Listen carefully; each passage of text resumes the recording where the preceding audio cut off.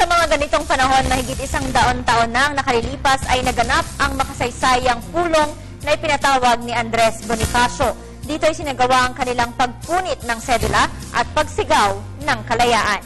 Ikikwento natin ni Xiao Chua ang iba pang kaganapan sa Showtime. Ako ay Pilipino.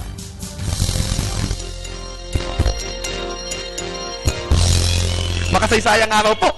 It's Showtime! 117 years ago, August 19, 1896, nang mabuking ang Katipunan. Nagsimula mga hulihan, sinalakay ang mga bahay at ipinatupad ni Gobernador General Ramon Blanco ang Juez de Cuchillo o ang total annihilation ng mga Indio sa isang lugar ng pag-aalsa. Kumbaga, wala nang makakapigil pa sa himagsikan. Sa simpleng kwento, nagpatawag si Supremo Andres Bonifacio ng meeting at nagpunitan ng sedula, ang dokumentong simbolo ng pagkaalipin sa Espanya, at nagsisigawan ng mabuhay ang kalayaan. Ito ang tinatawag na unang sigaw ng himagsikan. Ngunit hanggang ngayon, hindi magkasundo ang mga historiador kung kailan nga ba at saan nangyari ang unang sigaw na yan. Sa Balintawak ba noong August 26, sa Kangkong August 22, sa Pugadlawin August 23, sa Bahay Toro August 24, nakahehelo, nakalelito. Ito ba ay kaso lang ng mahina ng memorya ng mga veterano ng tanungin o wala na silang sense of time noon dahil napakagulo na at mga puyat sila? Sabi ni na Dr. Milagros Guerrero, Ramon Villegas at Emmanuel Encarnacion, lugar na ito ay nasa Balintawak o Caloocan naman. At kung pagsasama-samahin ng iba't ibang mga salaysay, makikita na palipat-lipat sina Bonifacio sa mga araw na iyon sa iba't ibang lugar upang iwasan ng mga Espanyol. Kaya iba-ibang pulong talaga at hindi iisang cry ang naalala nila.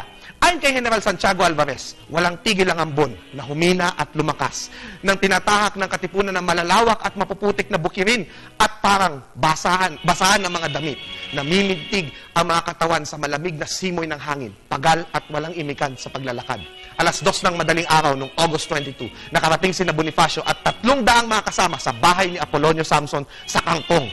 Dalay mga itak, suligi at balaraw at 12 revolver lamang na maliliit. Ngunit, lumipat sila sa Bahay Toro.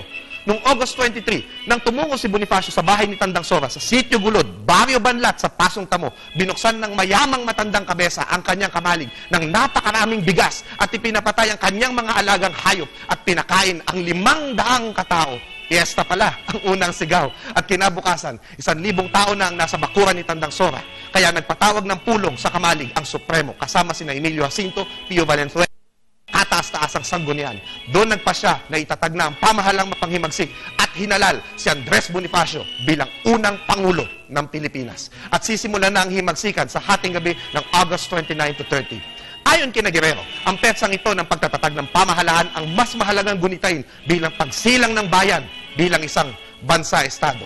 Nang panghinaan ng ilang kasapi, binigkasaw ng Supremo sa kanyang unang sigaw ang mga nasabing kataga, kalayaan o kaalipinan, kabuhayan o kamatayan. Mga kapatid, halina't ating kalabanin ang mga baril at kanyon upang kamtin ang sariling kalayaan.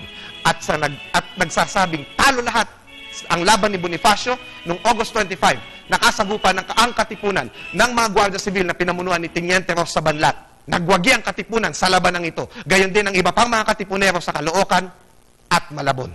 Ako po si Xiao Chua, para sa Telebisyon ng Bayan. And that was Xiao.